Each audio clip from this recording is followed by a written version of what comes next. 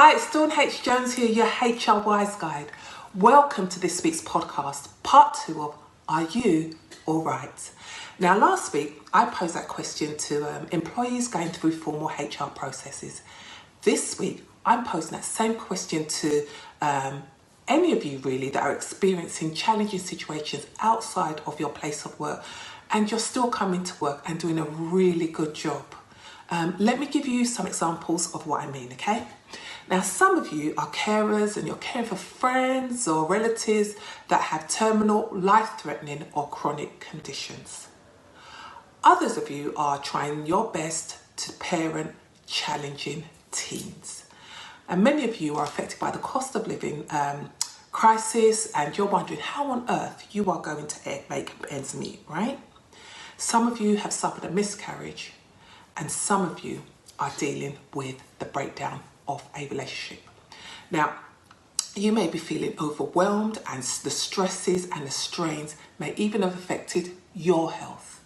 So now you're trying to do your best with diminished health. I get it, right?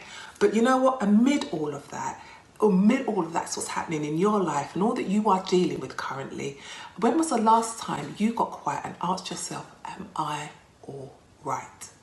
You see, when life is lifing, it can get pretty noisy. So if it's been a while for you, I have a suggestion to help you prioritise you. Are you ready?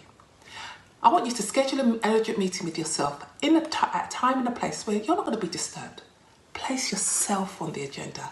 Turn up for yourself and ask yourself, am I all right? Honestly, assess your feelings and the impact the situation has had on you. Now, suppose at the end of your meeting, you conclude that I'm okay and I've got adequate coping mechanisms in place to support me. That's great. I just want you to check in with yourself regularly to ensure that remains the case.